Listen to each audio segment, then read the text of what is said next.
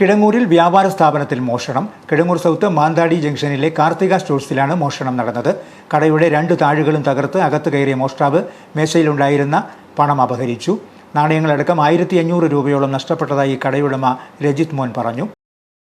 രാത്രി ഞാൻ കട തുറക്കാൻ വന്നപ്പോഴത്തേക്കും 2 സൈഡിലെയും താഴ് കാണുന്നില്ല. കട ഷട്ടർ താന്ന് കിടക്കുമായിരുന്നു. 2 സൈഡിലെ താഴ് കാണുന്നില്ല. അപ്പം ഞാൻ ഒന്ന് നോക്കി, അത് കഴിഞ്ഞ് ഷട്ടർ പോക്കി നോക്കിയപ്പോഴത്തേക്കും അലമാരയ്ക്കകത്തിരുന്ന കുറച്ച് പൈസയുണ്ട്, കോയിനകത്ത് ഇട്ട് വെച്ചിട്ടുണ്ട്. ആ പൈസ എടുത്തുകൊണ്ട് പോയിട്ടുണ്ട്. വേറെ നോട്ടുകളൊന്നും ഇവിടെ വെക്കാറില്ല, വീട്ടിൽ കൊണ്ടുപോയി ചെയ്യുന്നത്. അപ്പം ആ നോട്ടുകൾ വീട്ടിൽ കൊണ്ടുപോയി ബാക്കി കോയിൻ എടുത്തുകൊണ്ട് പോയിട്ടുണ്ട്. എത്ര കാണും? ഒരു 2000 രൂപ താഴെ, 1500 അടുത്തുള്ളൂ.